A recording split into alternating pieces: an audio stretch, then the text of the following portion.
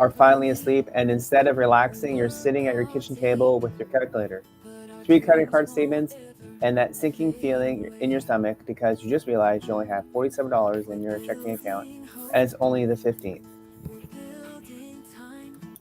Oh, so yeah, you're doing that thing when you're mentally calculating if you know how much money. Sorry, if you can make it to payday, and whatever's left in the pantry, while simultaneously wondering if the kids will notice if you water down their milk. They probably won't notice that so much, but if you just nodded your head and felt your chest tighten a little, this episode's for you because today we're not just talking about money, we're talking about breaking free from the cycle that has 64% of Canadian families sitting, even though they're making six figures, are still living paycheck to paycheck. Pretty crazy, Uh, right? oh, absolutely. And listen, your kids will notice if you water down the milk. But that's the situation many families are in. Yep. We're with the prices just continue to rise. We are all struggling. I mean, unless you have that, 6, 7 figure income, which not many of us do, right? And more importantly, we're talking about how to do this without sacrificing the things that make your family happy, right? Because what's Yep. the point of financial freedom if you're miserable getting there? Yeah, for sure, RJ. That's totally cool. So welcome back to the Hardworking Parent Podcast, the show where we tackle the real stuff that keeps parents up at 3 a.m. And today it's definitely not just kids keeping us awake. Hi, my name is Curtis, and I'm with my good friend. RJ, and currently running on 2 hours sleep because my 4-year-old decided last night was the perfect time to discuss why dinosaurs don't wear pajamas. I'm sure that's happened to you before, but it's pretty funny, RJ. And before anyone clicks away thinking, great, another boring budget lecture, RJ, tell them what happened to me at Walmart last week. Oh man. So Curtis goes to Walmart for one thing, just toilet paper, right? 20 minutes later, he's checking out with 78 or $87 worth of stuff, including Halloween decorations shaped like a skeleton cat. Yeah, because they have that shit out right now, don't they? And what happens? The card gets declined. What did you say to the cashier? Say, oh, it must be a mistake. Try it again. Of course, it got declined, sorry. With a line of people behind me and my 11-year-old asking, like, Daddy, why don't we have any money? Right. That's why we do this podcast, because we've all been there. Every single parent listening right now has either been there or is there. Yeah, so today we're giving you 5 concrete steps to break free from the financial survival mode. And these aren't theories, these are real world strategies from real parents who've actually made it work. Ding ding. Go Hmm. ahead, RJ. Let's start with the foundation. Step one is a 15-minute money reality check. Curtis, you used to avoid looking at bank accounts like they were horror movies. Yeah, for sure. I still do sometimes. But the thing is, you can't fix what you can't see. I talked to a mom named Lisa with twins who thought they were spending $600 a month on groceries. But when she actually tracked it, what did it come out Uh, to? yeah, actually, she figured it was $847. Pretty crazy, right? A Hmm. difference. So what happened was she's doing quick stops just for milk, but she was actually buying other stuff as impulse buying. So she spent an extra 15 to 20 bucks each time. Absolutely. And every parent has that situation, right? How many times have I myself gone to the store for bread and come out with everything except? Yeah, that's pretty funny. You go in there, it's like, what is it supposed to buy? It's like, oh crap, I gotta go back and get the one thing. Yep. But Lisa wasn't stupid with money. She just didn't have real numbers. So Here's the thing you can do. Grab your phone right now, open your banking app, and spend 15 minutes getting the facts. So with our phones, obviously they're very powerful now, so we can actually check out what we're spending money on and what we have in our bank. Some Mhm. banks will actually give you the balance that's in your account, which is kind of cool. I, but mine, so it tracks the balance and the money out, but it doesn't, like, there's an issue with tracking it like that. So it's best to put it down on paper, right? Yep. Yep. There's where you take your actual last month's income, list your expenses, and track the variable stuff, groceries, gas, and what Curtis calls the mystery spending. Yeah, that's right. Mystery spending. You don't know what you where mystery where you spent it. Yep. I usually find with cash, if you're using cash for stuff, that's definitely a thing. It's like I spent $100 on something, but what did I buy? Because you can't find out what you spent it on. Listen, And, my daughter just yesterday was sitting around, with a stack of cash and a wallet that has these different slots in it, and she's got each slot labeled. You know what I mean? oh wow, If we can get to that position in life where we spend with cash, and as she said yesterday, if she doesn't have enough cash to buy it, she doesn't buy it, right? that's So cool. absolutely, It's kind of like the envelope method within the wallet. Interesting. that's exactly what it was. Yeah, perfect. That's a pretty good idea. So when you see Mystery shopping, yeah, mystery shop. spending. Oh, then yeah. So that was when you see $23 charge, and you like, what the heck did I buy $23? Usually it's emergency school supplies because someone needed poster board at 9 a.m. the night before. Thankfully, Walmart was open till 10 that night. Hmm. So why is it always a poster board? Why are these teachers? What are these teachers building? Right? You know how many times I've gone crazy looking for a poster board. Or something for school or for the kids. No, Yeah. I'm like literally like, yeah. Oh my god, those things were the bane of my existence. Oh yeah. Oh, that's why they have Staples, but Staples is not open as late as Walmart. Well, music interlude there, RJ. Thank you. Appreciate that. I don't know, but my kid's teacher must have shares in the poster board company. But seriously, Jenny discovered that she was spending an extra $73 a month on coffee during her kid activities. So for a whole year, that's $876 for you math people. And so, what did that information do for her? Well, she started bringing a thermos and that money and put that money towards her kids' college fund. Same coffee, better outcome, but she couldn't make the change until she knew the real number. Absolutely. Listen, until you look at it, you don't understand what you're spending, right?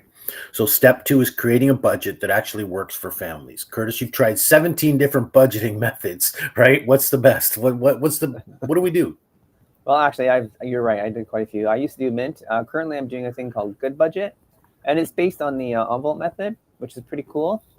It's still difficult to use sometimes because I still need to learn a bit more about it, but it does work. It tells me where my money's going, what my debts are, so it's pretty cool. And there's a free version, which is great, and they also have a paid one, which is awesome too, because you have more. Mm-hmm. Obviously, when you pay for stuff, you get more benefits, right? Mm-hmm. Yeah. So I tried spreadsheets, Google, Microsoft, right? And I just found that some of them were kind of difficult. But what was cool is I found this new method called 50-20-20-10 rule. And I found it from a guy named Marcus, and he sold me on it. So Marcus, you said he was a dad of 3. Right? Every perfect budget felt like a straitjacket. Then his daughter needed emergency dental work that same week that their washing machine died. Every parent just clenched their jaw. Yeah. Oh, he knows, like, oh crap, right? But because he was using this flexible system, he can move money from one account to another. His family fund, he was able to fund his family without destroying the entire plan. That sounds awesome. How do we do that? What's the idea? So the breakdown is 50% needs, house, utilities, basic groceries, 20% family fund, like kids' activities, clothes, outings, and 20% future security, debit and savings. And then finally, 10% parent sanity fund. What's that, you ask? That's one is crucial. Amanda, a single mom, used to spend on herself, but when she started budgeting $50 a month for herself, even just a monthly pedicure, she stopped resenting every dollar she spent on the kids. So taking care of yourself isn't selfish when you're a parent, right? It's necessary. And build in a 5% oops buffer because kids will always need something you didn't plan for. Guaranteed. Absolutely, for sure. All right, so step 3, let's moving forward. Making extra money without sacrificing family time. So Sarah figured this out perfectly. A working mom of 3 started selling kids' clothes on Facebook Marketplace during lunch breaks. Pretty cool, right? Mm-hmm. And the genius part, she'd meet buyers at school pickup, right? Make $300 to $400 a month while decluttering, and it didn't take up any extra of her time, really. Yep. You just gotta know what you have and try to make it worthy to other people, right? And being a mom, you meet other moms that have children that could be a bit Right. longer, and you exchange a little bit of money for the clothing, right? It's kind of cool. Then there's Tom. During customer service chat 3 nights a week, 8 p.m. to midnight, while kids slept, make $800 a month. And he says it's relaxing compared to chasing toddlers. Not bad, right? See, yeah, and so there's he's using his downtime when he has, when parents, maybe they're sitting having coffee, watching TV, something like that, right? So, Yep. and then sometimes adult conversations about tech support sounds pretty good, but my favorite is Carlos and Maria's family photography business. Yeah, that's right. So what they do, they bring their kids to a photo shoots. Other families love it because they're making 200 to 300 per weekend, and it's family time, and their kids are learning the business. And we've talked about this before, right? Where, Yep. we don't teach the world anyway. It doesn't teach our kids about being in business, about how they can make money through, everyday life, right? So Yeah, if right. we can teach our kids that this is how money is made. Look, I've said it before. Here I am in late adulthood trying to learn how to earn income. Right, because I get a paycheck and I'm happy with that, but that's Hmm. the way I've always earned money. Yep. Now, how do we teach our kids that we can learn or we can earn money in other ways other than just a paycheck? Yep. That's right. So just pick one thing, sell some stuff, then try a simple service and try test it for 30 days. So each time you think of something, try it for 30 days. If it works, great. If not, move on to the next one or try to find something else. Because sometimes selling clothes on marketplace doesn't work, but there's other marketplaces out there that are strictly for clothing. Just go check them out. Oh, absolutely. And there's all kinds of money models. And that's, hopefully something we'll take up at another time is, the different money models out there because there are so many other ways of earning income, not Yep. just digital marketing, which we discussed a lot here, of course, Yep. Yep. but just different methods where you have a skill, you have a talent, utilize that talent to earn income on the side, right? Yep. Yep. So step four, building an emergency fund where there's no money left when there's no money left over. This one changed my whole perspective. Yeah, for sure. Let's talk about Jenna. Her story gets me every time. 3 months of saving only had $127 in her emergency fund. Then her daughter broke her arm at school. This is an American person, so it costs a bit more to do that kind of stuff, right? Hmm. And then having that, small amount, she could focus on her daughter instead of panicking about the ER copay, right? Yep, for sure. Then there's Patricia, a single mom who could only save $15 a month, felt pointless, but after a year, when her son got sick and she missed work, that $180 they could still eat without borrowing from the family. It wasn't much money, but it was dignity. Hmm. Yep. So, I mean, the emergency fund, $1,000 for some people sounds outrageous. It sounds crazy. Where am I going to get that kind of money? But Yep. start small, right? $5 Yep. one week, $10 another week, whatever you can afford, 15, 20. Build the habit. Start putting that money aside. Yep, for sure. So David used a change jar. Kids help count every Sunday. After 8 months, $340. Pretty cool. When their washer died, they could still fix it without credit cards. And that's the big thing is trying to get off the credit cards, right? Because any amount that they can put away, that beats $0. So even a dollar matters. Yeah, yeah. So let's move on to step five. I like this one. This is about doing automation, which is pretty cool because you don't see the money going anywhere. It comes in and goes out as fast as possible. Actually, so there's a story about Ken and Lisa, parents of twins, used to spend every Sunday night arguing about bills and money. And now everything runs automatically, right? They still do monthly check-ins, but weekly money stress disappears. Change game changer for their marriage. Yeah. So what did they do? Well, they set up automatic transfer to savings. Even $25 makes a difference. They put their bills in auto pay, which is you can do with any of the banking apps now. And then they did grocery pickup, so they would order online. So try to help themselves from doing impulse buying because sometimes you go to the store and see that like chocolate bar or whatever do that that's there. It's like, hey, I need this, but you don't, but you end up buying it, Hey, you right? know what? Staying out of the grocery store, Walmart has an app for that. Um, Yep, Longos or whatever your store is. We're not trying to promote one over another, but yep, whatever your store is, they often have an app where you can shop everything online and you stay out of that impulse buy lane that they yep, have just before the checkout, right? yep, for sure. All right, so moving forward here, the monthly money date is huge too. Miguel and Rosa spent 45 minutes the first Sunday of each month reviewing finances, but they actually look forward to it now. Uninterrupted talk time about dreams and goals. Big thing, right?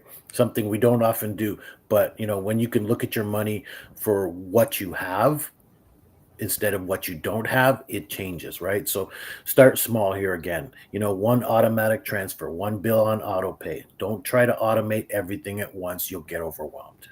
Oh yeah, for sure. Just pick something that you know that you monthly something, right? Instead, we also have biweekly bills, right? Like I Hmm. pay my mortgage biweekly just because it's easier than drive the whole month, right? So what are some quick wins you could do this week? Well, let's look at Monday. Monday, you can do a 15 money check-in. Tuesday, calculate budget percentage. Wednesday, set up one automatic transfer. Thursday, list things to sell. Friday, try grocery pickup. Saturday, guess what? Or Sunday, even. Guess what? You get to celebrate your progress. Yep. Because here's the big picture. You're not just managing your money, you're modeling financial wisdom for your kids. Every step teaches them that changes can be overcome. And by starting small, it will help you build that habit up. Just do one thing Hmm. every week and write it down. Like, say a Monday or put in your calendar, say a Monday I'm doing this, or Tuesday I'm doing calculating the budgets, or Wednesday you're doing the automatic transfer setup. So this week you'll do this, next week you do it again, and then eventually Hmm. you'll be fully automated and your paycheck will come in, all the bills will be paid, and you'll still have money left over. And it's like, oh yeah, cool. And something comes Yep, up, and you got your something to savings. be proud of, right? And Yeah, and I like absolutely. that you said getting your kids, keeping your kids involved, right? Showing your Yeah, kids the wisdom. Um, you know, that's the big thing, right? Because when you face your finances instead of avoiding them, you're teaching courage to your kids. When you celebrate small wins, you're teaching them to appreciate the progress. absolutely. All right, so moving forward here, guys, because here's the big picture. You're not just managing money, modeling wisdom for your kids. That's right. You just said that. All right, so the cycle of financial stress doesn't have to continue to the next generation. It can stop with you, and your kids can be the next wise, next maybe the next financial guru. Who knows, right? Hmm. And so, quick disclaimer: everything we talked about is educational only. We're parents sharing what worked for us. Not we're not financial advisors, right? Absolutely. Just make sure you consult your professional people for major decisions. Don't let that stop you from taking small steps this week. Yeah. So next week, We you can know, start talking about debt and stuff. thanks. Yeah, Yeah. holidays are approaching, right? We've got Thanksgiving coming up soon. Hmm. So holiday magic without holiday debt. So 25 gift ideas under $25 your kids will actually love. Plus talking to kids about money during holidays. Yep, for sure. How to save the money for gifts and stuff and use it wisely, right? Because a lot of people start in September, their savings for December, Yeah. get those gifts, start doing extra chores or whatever they need to Listen, my do. wife, one year she started shopping in I think July or August for Christmas. Wow, that's crazy. But again, by August or by November, Yep. gifts were pretty much bought, right? So that you didn't have to, oh my God, it's December's coming. There's 25 days till Christmas. What do I do now? Right? Yep. Yep. Worry And try about to the make that money. And budget yeah. work. So Yeah, for sure. So if this helped you guys, share it with another parent.